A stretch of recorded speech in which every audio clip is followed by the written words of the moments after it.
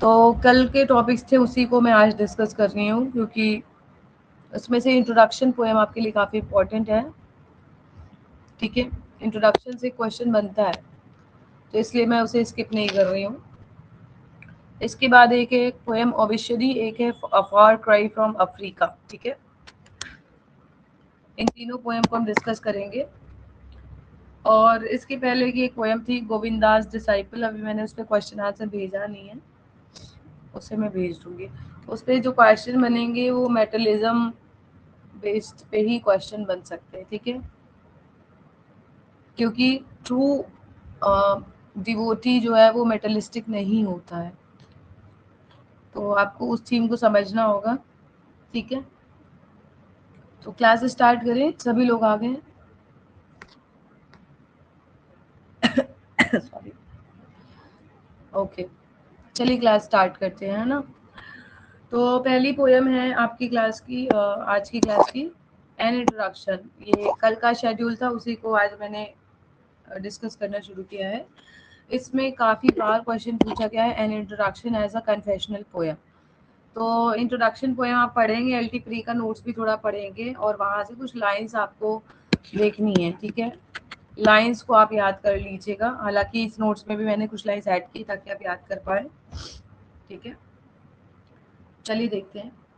So an introduction, it is a confessional poem in English literature, और इसमें कुछ key points आपको याद करने होंगे। Direct expression of personal emotions, experiences sorry, and inner conflicts. ठीक है, इस पोएम को कन्फेशनल पोएम्स क्यों बोला गया है? क्योंकि कमला दास ने इस पोएम में अपने पर्सनल इमोशंस को डायरेक्ट एक्सप्रेस किया है। उनकी लाइफ में क्या एक्सपीरियंस रहा, उनका क्या कॉन्फ्लिक्ट रहा, और वो क्या महसूस करती हैं, उसे उन्होंने बोल्डली दिखाया है।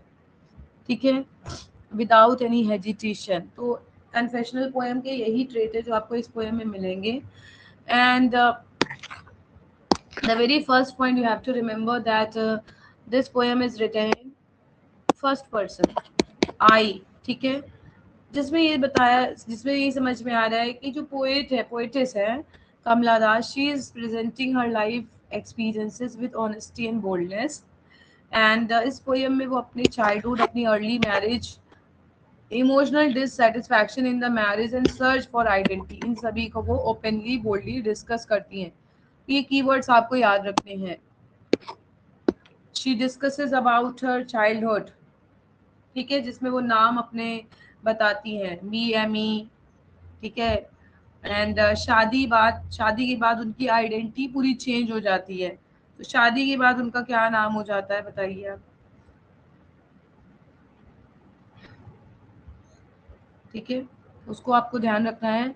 एंड बहुत सारे ट्रेडिशनल पोएट्री जो कि पर्सनल डिटेल्स को छुपाती हैं। ट्रेडिशनल पोएट्री में आपको ऑब्जेक्टिविटी देखने को मिलेगी, सब्जेक्टिविटी बहुत कम होती है।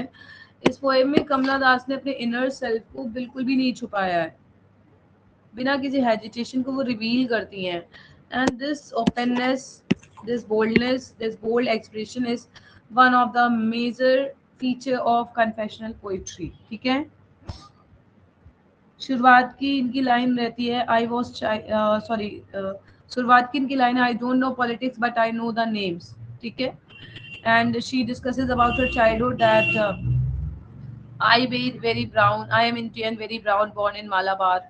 So this is childhood details, her personal details, and she then says that I was child and later they told I grew, for I became tall, my limbs swell. ठीक है, तो ये सारी डिटेल्स जो है इनकी पर्सनल लाइफ को दिखा रही है। नेक्स्ट आपको ध्यान रखना है, तो पहले देखिए, पहले तो आप फर्स्ट एक पर्सन को, पॉइंट को लिख लेंगे। नेक्स्ट जो पॉइंट आपको याद रखना है वो है उनका आइडेंटिटी क्राइसिस या struggle with, yes, Kamala Suraiyya after Muslim wedding, yes, Madhavi Kutty her pen name, yes, Madhvi Gutti was her pen name, and Kamala Das after getting married with Madhav Das, but when she changed her, converted to Muslim religion or Islam religion, we can say, then her name was Kamala Suraya. Okay. Identity crisis या struggle with identity, ये बहुत important है. And she resists social expectation that were imposed on women and assert her individuality. तो women के ऊपर जो भी societal expectation थे कि कैसे बिहेव करना चाहिए, इसको उन्होंने रेजिस्ट किया है और वो अपनी इंडिविजुअलिटी को एजर्ट करती हैं. ठीक है. इनकी फेमस लाइन है, I am what I am. ठीक है, I am what I am. This reflects her determination to define herself rather than conform to patriarchal norm. ठीक है. सॉरी. तो ये जो लाइन है, I am what I M, ये इनके पैट्रियार्कल नॉर्म्स को रेजिस्ट करते हुए जो उनका डिटर्मिनेशन से दिखाती हैं.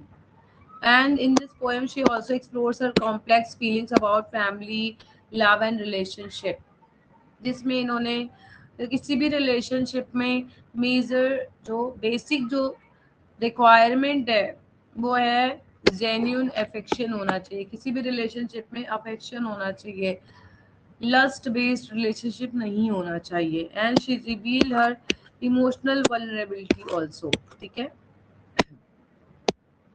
सो these are important points. Emotional vulnerability and she expressed her desire for genuine affection. Okay. Next, treatment of language. So there are three language that she knows. Okay. But in expressing her personal feelings, she is feeling comfortable in English. And उसमें उन्होंने जो भी society का जो criticism है, जो societal judgement है, उसके खिलाफ जो भी पर्सनल स्ट्रगल वो फील कर रही हैं, उसे उन्होंने सॉरी एक्सप्रेस किया है. ठीक है. शुरुआत में ही वो कहती हैं, every one of you I not let me speak in any language I like, I the language I speak becomes mine. So you have to write one point, at least one paragraph about the language also. Okay.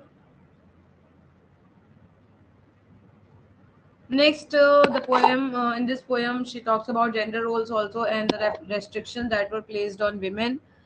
And यहाँ पे वो बताती है, when I was 16, I they told I grew. And she talked about her physical changes that she saw. And how she was forced into a marriage and to play the role of a wife. तो इसके बारे में भी वो बात करती हैं, that how she was forced into traditional role of wifehood and femininity which she found suffocating. She did not find herself fit in that role at all. तो इसको भी इन्होंने विरोध किया है, रेजिस्ट किया है. तो इनकी जो भी एक्सप्रेशन है, जो भी एक्सपीरियंस है, जो भी स्टेटमेंट्स हैं, वो सोसाइटल कन्वेंशंस को रेजिस्ट करते, चैलेंज करते हैं. ठीक है. यहाँ पे एक लाइन है, I wore a shirt and my brother's trousers, cut my hair short and ignore my womanliness, present saris, be girl, be wife, they said, be embroider, be cook, be a quarreler with husband, fit in. Okay. Don't sit on walls, be Emmy, be Kamla, or better be Madhavi Kutti. It's time to choose a name, a role, don't play pretending games. तो इस paragraph में आपको ये समझ में आ रहा है कि सोसाइटल जो एक बॉन्डेज रहा या जो प्रेशर रहा जेंडर रोल्स के लिए, उसको इन्होंने कैसे एक्सप्रेस किया है. ठीक है. तो इस पोएम को थोड़ा सा आप लोग एक बार पढ़िएगा और देन अपनी लैंग्वेज में आप आंसर लिखिए. यहाँ पे किसी भी पोएम में मैंने आपको इस बात के लिए नहीं बोला है कि आप आंसर को याद करें.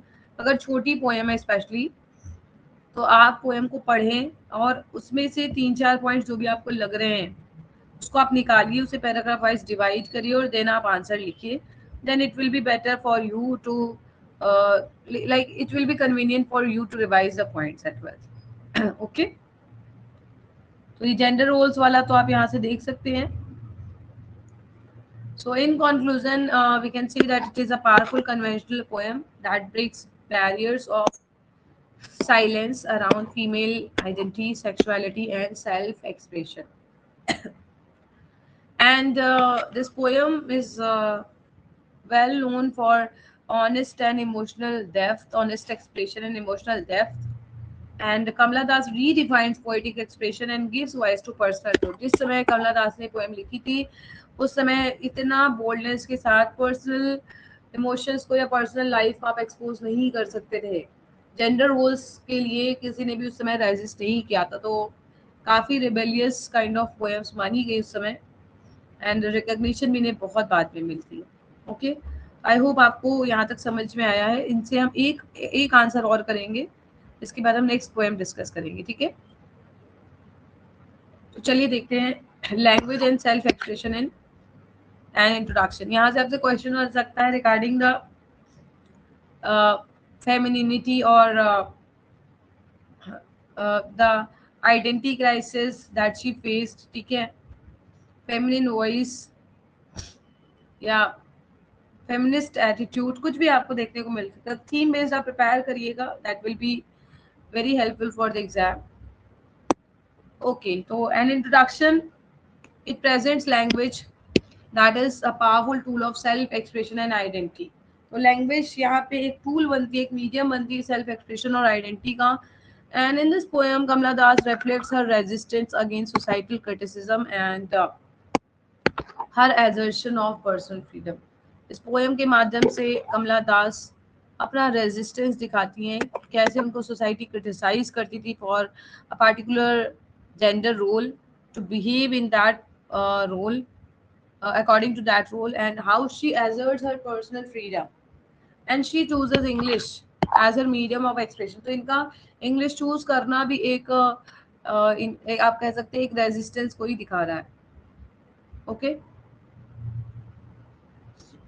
so at the outset she refers to criticism because उन्होंने अपनी नेटिव लैंग्वेज में नहीं लिखा, इंग्लिश में लिखा. और इंग्लिश को उस समय पोस्ट कॉलोनियल लैंग्वेज माना जाता था. ये दूसरी जगह की लैंग्वेज है, एलियन लैंग्वेज माना जाता था. एंड उस समय राइटर से ये एक्सपेक्ट किया जाता था कि वो रीजनल लैंग्वेज यूज करें, अपनी कल्चरल आइडेंटिटी को ऑथेंटिसाइज करें. ठीक है, but Kamala Das rejects this notion and she declares that the language she speaks becomes her own regardless of her origin. तो ये जो है ये भी इनका एक रिबेलियस एटीट्यूड दिखा रहा है, इंग्लिश को चूज करना. यस, ठीक है. And this assertion reflects her belief that language is not bound by nationality but shaped by individual experience. और ये जो एक्सप्रेशन है इनका, ये जो assertion है, जब ये बोलती हैं don't write in English, they said English is not your mother tongue, why not leave me alone, critics, friends, visiting cousins, every one of you, why not let me speak in any language I like, the language I speak becomes mine, all mine, mine and all. तो ये जो lines हैं ये दिखा रही है इनके rebellious attitude को, कैसे वो अपनी बातों पे कायम है, कैसे वो इंग्लिश को चूज कर रही हैं for self expression. She is not actually stick to only regional language. इनका कहना है जो लैंग्वेज मैं बोलती हूँ मेरी बन जाती है. Okay, for Kamala Das English is not merely a borrowed tongue but a living flexible medium through which she can express her deepest emotions. तो आई होप आपको ये क्लियर है कि वो जो भी लैंग्वेज बोलती है वो उनकी अपनी बन जाती है, उसमें अपने वो डीपेस्ट इमोशन एक्सप्रेस कर सकती है, फ्लेक्सिबल मीडियम दिखा रही हैं. And she adapts it to suit her needs, half Indian half English. ठीक है, and thereby she transform English into a personal and creative instrument. ऐसा नहीं है कि पूरा ही इंग्लिश बोल रही हैं, उनका कहना है कि अकॉर्डिंग टू नीड वो अपनी रीजनल लैंग्वेज को भी यूज करती हैं, देन इंग्लिश को भी यूज करती हैं. तो फ्लेक्सिबिलिटी है उनकी लैंग्वेज में. तो ये जो ब्लेंडिंग है ये क्या सिम्बलाइज कर रही है, complex identity of post colonial individual who navigate multiple cultural influences. जैसे आप लोग भी हैं, आप लोग इंग्लिश पढ़ते हैं तो ऐसा नहीं कि आप पूरे टाइम इंग्लिश ही बोलते हैं, कि बहुत सारी बातें इंग्लिश प्लस हिंदी होती हैं, hybrid language. Okay, language becomes a symbol of resistance. जिस समय इंग्लिश यूज करना इतना अलाउड नहीं था, इतना अच्छा नहीं माना जाता था, क्रिटिसाइज किया जाता था, इन्होंने अपने राइट्स को इंग्लिश में लिखा, चैलेंज किया सोसाइटल नॉर्म्स को एंड एजर्टेड हर इंडिपेंडेंस। तो ये इनका जो एक्ट है इंग्लिश को यूज करना फॉर सेल्फ एक्सप्रेशन, ये इनके रेस्ट्रिक्शंस को दिखा रहा है, जो जिस चीजों से ये का विरोध कर रही है। ये struggle against restriction imposed on women, जो भी विमेन पे जेंडर रोल्स या सोसाइटल जो भी कंट्रोल है, जो रेस्ट्रिक्शन दिए गए बाय सोसाइटी, इसके वो अगेंस्ट उनका जो स्ट्रगल उसे दिखा रहा है।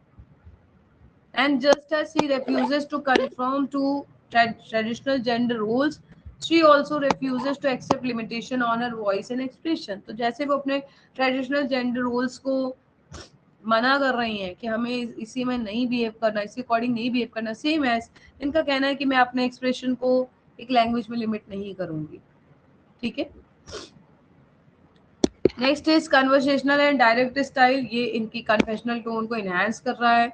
लैंग्वेज इज सिंपल, जैसे कि उनके जो कॉम्प्लेक्स इमोशंस हैं वो आसानी से कम्युनिकेट हो पा रहे हैं। And because of the language the expression is spontaneous and authentic also, that's why the big poem becomes more personal and relatable. And through her emphasis on language, she highlights the importance of self-expression in shaping identity. She suggests that denying someone the freedom to express themselves in their chosen language is a form of suppression. कि अगर आप किसी को ये मना कर रहे हो, ये आप फ्रीडम नहीं दे रहे हो कि आप किस लैंग्वेज को चूज कर सकते हो, ये भी तो एक तरह का सप्रेशन है। तो इस तरह वो लैंग्वेज जिनके लिए सिर्फ कम्युनिकेशन का ही मीडियम नहीं बल्कि लिबरेशन का भी मीडियम बन जाता है। एक तो रेजिस्टेंस ये दिखा रही हैं, the language becomes a tool of resistance also. In conclusion, and introduction presents language as central to poem's quest for identity and freedom. And Kamala Das transform English into a personal voice. देखिए आप खुद देख पा रहे हैं इस poem में इनकी पर्सनल एक्सप्रेशन आपको दिख रहे हैं। ओके, ऑब्जेक्टिव आपको एक्सप्रेशन नहीं दिख रहा है। And she used language to challenge societal norms.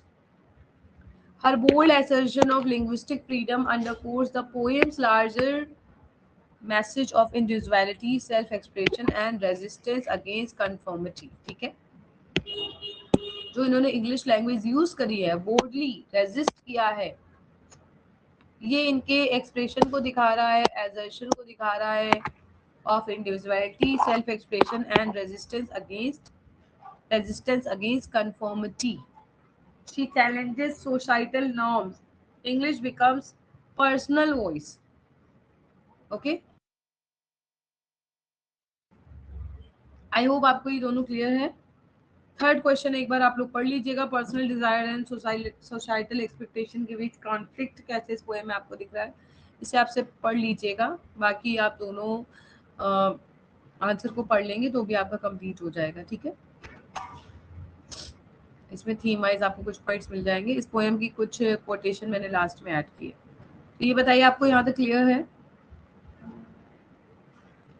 Feminist अगर पॉइंट ऑफ व्यू से अगर आपको आंसर लिखना होगा तो थोड़ा सा थर्ड वाला आंसर देखेंगे, क्योंकि इसमें लाइंस को कोरिलेट करते हुए कुछ आंसर कुछ पॉइंट्स लिखे हैं, जैसे dress in her saris, be girl be white. Okay, language का भी आप एक लिमिटेशन है उसको दिखाया गया है, I M what I am. ठीक है, तो आप सभी पॉइंट्स को 3-4 लाइंस को आप नोट कर लीजिएगा, जिन मतलब paragraph sorry not paragraph, stanza wise आप एक एक लाइन को आप लिख लेंगे अपने नोट्स में और उसी के अकॉर्डिंग आपको पैराग्राफ लिखने होंगे। तो इससे आपको आसानी हो जाएगी पॉइंट्स याद करने में, ऐसे आप भूल जाएंगे। ठीक है, नेक्स्ट इज ओविश्वरी। तो ये पोएम किसने लिखी है? ए.के. रामानुजन ने। ठीक है, इसकी थीम बताइए आप क्या है, what is the theme of this poem?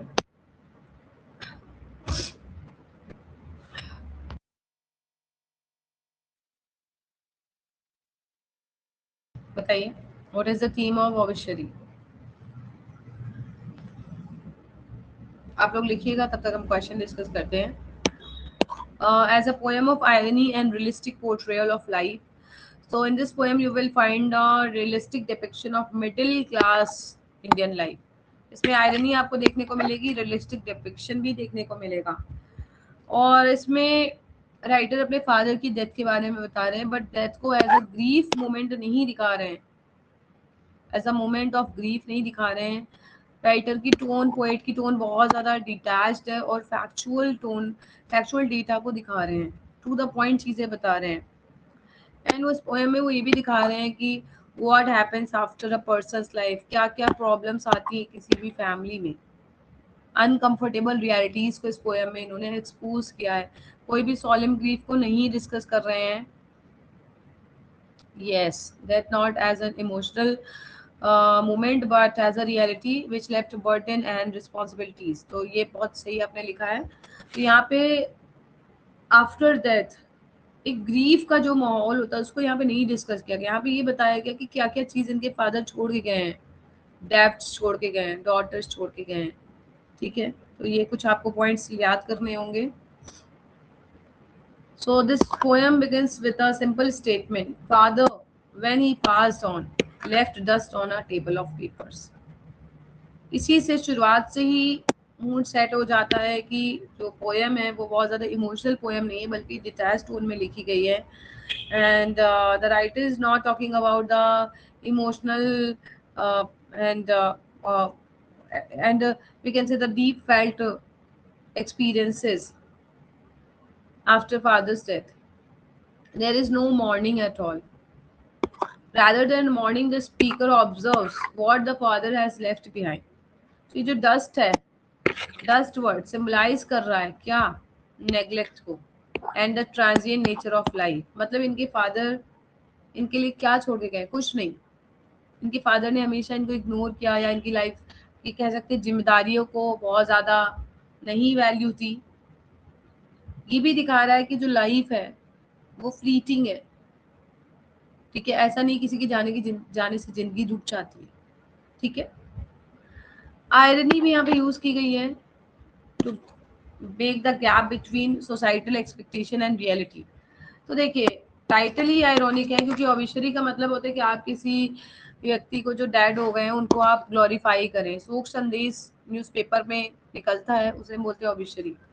But यहाँ पे इस पोएम में राइटर कहीं भी ग्लोरीफाई नहीं कर रहे हैं, ना ही उन्हें ऑनर दे रहे हैं, बल्कि वो ये बता रहे हैं कि उनके फादर के जाने के बाद क्या क्या जिम्मेदारियां उन पे रह गई। फादर की कमियों को बताते हैं। फादर ने बहुत सारी चीजें जिनको सॉल्व ही नहीं किया, छोड़ के चले गए अपनी जिम्मेदारियों को। So in this poem, the poet lists the father's shortcoming and unresolved issues, जैसे कि debts and daughters. Debts and daughters क्या दिखा रहा है, फाइनेंशियल बर्डन जो कि फादर की जाने के बाद रह गए, डॉटर्स जो मैरिज के लिए रह गई, इनकी रिस्पॉन्सिबिलिटीज राइटर के ऊपर पड़ जाती है। तो इस पोएम में आपको एक आयरोनिक पोर्ट्रेयल देखने को मिलेगा which challenge the idealised image of the patriarch. Idealised image दिखाई जाती है किसी की भी डेथ के बाद, उसे बहुत ज्यादा ग्लोरीफाई किया जाता है। ठीक है, बट यहाँ पे आपको ऐसी कोई भी चीज नहीं दिखेगी, रियलिस्टिक आपको पोर्ट्रेयल दिख रहा है। नेक्स्ट आपको दिखेगा realism bye focusing on the mundane consequences of death. So the father actually leaves practical problems. इनके फादर की डेथ के बाद बहुत सारी प्रैक्टिकल प्रॉब्लम्स हैं जो आपको इस पोएम में देखेगी। A bed wetting grandson, a house that requires attention. ठीक है, तो यहाँ पे भी मैं आपको सजेस्ट करूंगी कि आप 3 से 4 लाइन जो भी आपको लगे कि ये मेरे लिए आसान है याद करना, उसे आप लिख लेंगे और उसी से रिलेटेड आप पॉइंट्स ऐड करते जाएंगे। ठीक है, तो आपको आंसर बनाने में बहुत ज्यादा मुश्किल नहीं होगी। शुरुआत की लाइन आप लिख सकते हैं, father when he passed on left dust on a table of papers, left debts and daughters, a bed wetting grandson. ठीक है, a house that lean slowly through our growing years on a bent coconut. Next आप लिख सकते हैं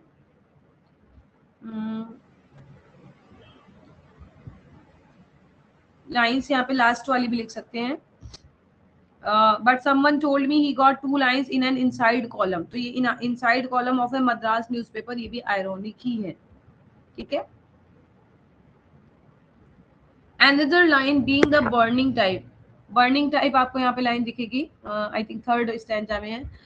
ये father के cremation को दिखा रही है, ठीक है, सेकेंड स्टैंजा में है। A house that leans slowly, इसके बाद ये being the burning type he burned properly at the cremation, ये क्रीमेशन को दिखा रही है। और ये एक डीप इमोशन को केवल एक कैजुअल रिमार्क तक ही लिमिट कर देती है। मतलब फादर का क्रिमेशन एक बहुत बड़ा इमोशनल मोमेंट किसी के लिए हो सकता है, बट यहाँ पे इन्होंने एक से पॉइंट वाइज एक फैक्चुअल डेटा के रूप में केवल दिखा दिया है कि कैसे सैक्रेड कस्टम जैसे क्रिमेशन जैसे सैक्रेड कस्टम भी केवल एक रूटीन मैनर तक ही सीमित हो गए हैं। And when he mentions of rituals being performed as per custom, ये क्या सजेस्ट कर रहा है, mechanical adherence to tradition without emotional involvement. मतलब किसी के जाने के बाद बहुत बार होता है कि आपको मैकेनिकली उन चीज़ों को परफॉर्म करना पड़ता है जो भी कस्टम्स होते हैं किसी के जाने के बाद। जैसे यहाँ पे है as before easily and at both ends left his eye coins in the ashes that didn't look one bit different. ये यहाँ पे आपको बिल्कुल डिटैच टोन देखने को मिलेगा, ऐसा नहीं बहुत इमोशनल होके वो बता रहे हैं, ठीक है। यहाँ पे राइटर का आपको एटीट्यूड पूरा इंडिफरेंट दिखेगा, जो कि इस पोएम के आयरोनिक इफेक्ट को बढ़ा रहा है, ठीक है। तो इस पोएम में आपको टोन इंडिफरेंट दिखेगी और जो कि इसके आयरोनिक इफेक्ट को बढ़ाता है। There is no overt expression of grief, कोई भी ग्रीफ का एक्सप्रेशन नहीं है, बल्कि पोएट तो फैक्चुअल अकाउंट बता रहे हैं कि क्या क्या उनकी डेथ के बाद हुआ, फादर की डेथ के बाद क्या क्या हुआ। तो ये जो डिटैच्ड टोन है ये राइटर को सोचने में मजबूर कर दे रही है कि जो सोसाइटल वैल्यूज है उनका क्या ही मतलब है, ठीक है। So in this way it can be said a powerful poem जिसमें आपको आयरनी एंड रियलिज्म के थ्रू राइटर ने कन्वेंशनल एटीट्यूड को जो चैलेंज किया है टुवर्ड्स डेथ एंड रिमेम्बरेंस, कि किसी भी व्यक्ति की डेथ के बाद आपको जो भी रिचुअल्स फॉलो करने होते हैं वो आप करते ही हैं, जो भी रिचुअल परफॉर्म करने होते हैं वो आप करते ही, भले ही आपका मन हो चाहे ना हो। एक रिस्पॉन्सिबिलिटीज जो पूरे परिवार पे आ जाती वो एक बर्डन जैसी हो जाती है। लोगों की लाइफ में किसी के जाने का क्या इफेक्ट होता है क्या नहीं होता उसको यहाँ दिखाया गया है। तो इस पोएम में आपको प्रैक्टिकल कंसर्न ज्यादा दिखेगा, इमोशनल आइडल्स नहीं दिखेगा।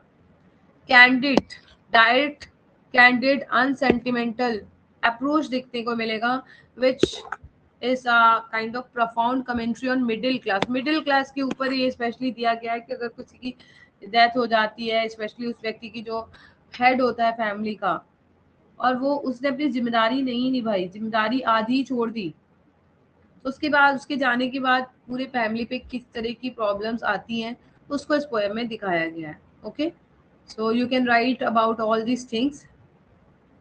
Next is theme of family burden and inheritance. तो इनहेरिटेंस के नाम पे राइटर को क्या मिला ये बताएं आप। What did the poet inherit after his father's death. तो हम कह सकते हैं केवल जिम्मेदारियां इन्होंने इनहेरिट करी है, कर्ज, जिम्मेदारियां। इसके अलावा तो इनके फादर इनके लिए कुछ छोड़ के नहीं गए, इसलिए ये और ज्यादा इंडिफरेंट है, इमोशनल बिल्कुल भी नहीं है। इसी वजह से अगर उनके फादर ने अपनी जिम्मेदारी निभाई होती तो शायद उनके सन उनके लिए इमोशनल होते, दुख फील करते, लेकिन ऐसा नहीं है, ठीक है। तो इन this poem you find the theme of family burden and inheritance with sharp irony and realism. The poem presents death not as an emotional loss but as a transfer of responsibilities, highlighting the material and social burdens that pass from one generation to another in a middle class family. तो देखिए यहाँ पे middle class family में death एक emotional movement नहीं होता, बल्कि क्या होता है, ट्रांसफर ऑफ रिस्पॉन्सिबिलिटीज होता है। एक जनरेशन से दूसरी जनरेशन को ट्रांसफर होती है, और बहुत सारी material and social burden, material कैसे, कर्जे हैं, सोसाइटी की रिस्पॉन्सिबिलिटीज है जो व्यक्ति को निभानी है। तो यहाँ पे फादर की डेथ इमोशनल मूवमेंट नहीं है, बल्कि इनहेरिटेड रिस्पॉन्सिबिलिटीज की शुरुआत है। यहाँ पे फादर कोई वेल्थ कोई लेगेसी नहीं छोड़ के गए हैं, बल्कि वो क्या छोड़ के जाते हैं, डेब्ट्स एंड डॉटर्स। इसी वजह से ही राइटर की टोन आपको बहुत ज्यादा डायरेक्ट और हम कह सकते हैं सैटारिकल दिखती है, आयरोनिक दिखती है। डेब्ट्स और डॉटर, ये जो लाइंस है ये क्या दिखाती है? It encapsulate the economic and societal obligation that were imposed on the family, specially middle class families में। डॉटर्स की शादी किसी भी मिडिल क्लास फैमिली में, यस, अगर छोड़ के गए होते तो सही बात है, वो लिखते नहीं, अगर लिखते भी तो शायद वो इमोशनल लिखते हैं कि उनकी लाइफ में क्या लॉस है, राइट। तो आज भी मिडिल क्लास फैमिली में डॉटर्स की शादी मतलब क्या होता है? उसकी शादी से आप डाउरी, मैरिज के एक्सपेंसेस, हमेशा इसको कोरिलेट करेंगे। डॉटर की शादी का मतलब बहुत ज्यादा खर्च, ठीक है, क्योंकि बेटे की शादी में तब भी ये रहता है कि आपको डाउरी मिलेगी, या बहुत लोग डाउरी डायरेक्ट मांग भी लेते हैं, बट गर्ल की शादी में या डॉटर की शादी में आपको देने पड़ते हैं पैसे, तो बहुत एक्सपेंसिव हो जाती चीजें। और डेब्ट्स, उसके बाद डेब्ट्स जो कि फाइनेंशियल स्टेबिलिटी को दिखा रहा है, मतलब कि इनकी इकोनॉमिकल कंडीशन पूरी तरह से खराब है। इस तरह से इनहेरिटेंस इनके लिए कोई ब्लेसिंग नहीं बल्कि बर्डन बन गया है। इस पोएम में ये भी दिखाया गया है कि एक फादर के ऊपर कैसे रिस्पॉन्सिबिलिटीज पड़ जाती हैं, सॉरी, एक सन के ऊपर कैसे रिस्पॉन्सिबिलिटीज पड़ती है अगर वी कैन से कि अनएक्सपेक्टेड किसी भी फैमिली फादर की डेथ हो गई और उनका बेटा उनकी प्रॉब्लम्स को, अनरिजॉल्व प्रॉब्लम्स को अगर इनहेरिट करता है तो कैसी स्थिति होती है। एक लाइन है, he left us a change mother, ये क्या दिखा रहा है? ये दिखा रहा है कि जो कनेक्शन है वो फैमिली में पूरी तरह से खत्म हो चुका है, इमोशनली कोई एक दूसरे से कनेक्टेड ही नहीं है।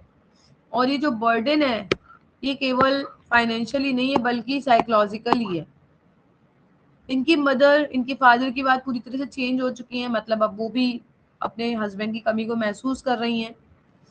लेकिन ऐसा नहीं है कि किसी की डेथ के बाद किसी की लाइफ खत्म हो जाती है, आपको उस लॉस के साथ भी अपनी लाइफ को कंटिन्यू करना पड़ता है। So this line shows the transformation of mother, which reflects the impact of loss and the pressures of continuing life after father's death. एक बेटी के ऊपर जो प्रेशर होता है फादर की डेथ के बाद, उसकी मदर को संभालना, फिर डॉटर्स हैं, उनकी सिस्टर्स हैं, उनकी शादी करना, कर्जे चुकाना, जबकि खुद की घर की भी हालत कोई बहुत ज़्यादा अच्छी नहीं है। तो ये बहुत ज़्यादा प्रेशर हो गया है एक बेटे के ऊपर, ठीक है। Ramanujan further emphasized the trivial yet unavoidable aspect of inheritance through details like a bedwetting grandson. अब bedwetting grandson, ये जो लाइन है ये क्या दिखा रही है? घर की जो कंडीशन है उसको दिखा रही है। हाउस की बात करते हैं, जो हाउस है उसकी भी कंडीशन पूरी तरह से खराब हो चुकी है। तो इन छोटे छोटे फ्रेजेस के माध्यम से आप ये समझ पा रहे हैं कि कैसे लाइफ कंटिन्यू चल रही है और लाइफ के साथ साथ रिस्पॉन्सिबिलिटीज भी बढ़ती आ रही है। मतलब कि इनहेरिटेंस में कुछ मिल नहीं रहा है किसी को सिवाय रिस्पॉन्सिबिलिटीज के, सिवाय बर्डन के, सिवाय स्ट्रगल्स के। और ये जो रिचुअल्स हैं जो डेथ के बाद तो हमें करना ही होता है, तो आपको ये पता है हर फैमिली में ये होता है कि इंसान के जीते जी भले ही आप उसकी ख्वाहिशों को पूरा करें चाहे ना करें, उसे क्या खाने में पसंद है क्या नहीं पसंद है आप उसे खिलाएं ना खिलाएं, ऐसा बहुत जगह होता भी है ना। जीते जी लोग नहीं खिलाते हैं, लेकिन जब डेथ हो जाती तो पूरा जो भी रीति रिवाज है उनसे फॉलो करना पड़ता है, चाहे आपको बर्डन लगे, चाहे आप मन से करो चाहे बेमन से करो। तो यहाँ पे रिचुअल्स को भी ऊपर उन्होंने एक आयरोनिक कमेंट दिया है जो कि इनके बर्डन को बढ़ा रही है, क्योंकि after that the son is expected to perform the last rite as per customs. जैसे जैसे पंडित जी बताते हैं, जितना जितना चीजें फॉलो करनी पड़ती, जो भी कस्टम आपको फॉलो करने पड़ते हैं, जो भी रिचुअल्स आपको फॉलो करने पड़ते हैं, सेम टू सेम आप फॉलो करते हैं, ठीक है। इससे कोई मतलब नहीं है कि आपकी फाइनेंशियल कंडीशन उस हिसाब से है या नहीं। तो ये इम्पोज्ड ड्यूटीज को यहाँ पे क्रिटिसाइज कर रहे हैं। यहाँ पे बेटे की कोई भी पर्सनल फीलिंग्स अटैच नहीं है, इतना इमोशनल नहीं है, ना ही उनकी घर की वो कंडीशन है कि इन सारी चीजों को निभा पाए, बट फिर भी वो इन्हें करने के लिए मजबूर है, ओब्लाइज्ड है, ठीक है। तो ये जो इनहेरिटेड ऑब्लिगेशंस हैं ये भी इनकी फैमिलीज की रिस्पॉन्सिबिलिटी जो इनके ऊपर ट्रांसफर हुई है उसे दिखा रहे हैं, ठीक है। These rituals become another form of inherited obligation, reinforcing the cycling nature of family responsibilities. तो इस पोएम में आपको, पूरे पोएम में आपको आयरनी बहुत ज़्यादा दिखेगी, क्योंकि इसकी थीम को शो कर रही है, थीम को सपोर्ट कर रही है. The father who may have held authority during his life time leaves behind a legacy that complicates rather than simplifies life for the family. तो यहाँ पे देखिए यही दिखाया गया कि एक फादर जो कि अपने लाइफ टाइम में अगर अपनी जिम्मेदारी को निभाते, अपने पीछे एक लेगेसी छोड़ते, अपने फादर, अपने बेटे के लिए वो रिस्पॉन्सिबिलिटीज कम छोड़ के जाते, तो शायद उनकी फैमिली की जिंदगी सिंप्लीफाई हो जाती, बट ऐसा नहीं है यहाँ पे. So in this poem, the poet challenges the conventional idea of inheritance as something valuable as honorable. इसलिए आपको यहाँ पे ironic statements दिखेंगे. In conclusion, Obituary presents inheritance as a complex mix of financial, emotional and social burdens. ये आपको याद रखना है. इस पोएम में राइटर दिखा रहे हैं एक बेटी के ऊपर कैसे फाइनेंशियल, इमोशनल और सोशल बर्डन्स कैसे इनहेरिट हो रहे हैं. And writer uses realistic detail and ironic tone to show how responsibilities are passed down from generations. ठीक है, एक जनरेशन से दूसरे जनरेशन कैसे रिस्पॉन्सिबिलिटीज पास हो रही है इसमें दिखाया है राइटर ने. And harsh realities of middle class life को भी दिखाया गया है, जहाँ पे इनहेरिटेंस का मतलब क्या होता है, carrying forward unresolved struggle rather than enjoying prosperity. तो ये बहुत इंपॉर्टेंट लाइंस है. ठीक है, इनहेरिटेंस का मतलब यही नहीं होता है कि आप जायदाद, जमीन या कुछ और चीज को इनहेरिट कर रहे हैं. ठीक है, तो आई होप आपको ये क्लियर है. कि आपको इस पोएम में कोई डाउट है? इसमें से अगर आप इन दोनों पॉइंट्स को भी पढ़ लेंगे तो आपकी बन जाएंगे. ठीक है, थीम बेस्ड ही क्वेश्चन बन सकता है, आयरनी बेस्ड ही, उसके अलावा कोई क्वेश्चन बनने की चांसेस नहीं है. अगर और भी तरीके से अगर बनता है, इन केस बनता है, तो आप इन्हीं पॉइंट्स को लिखेंगे. तो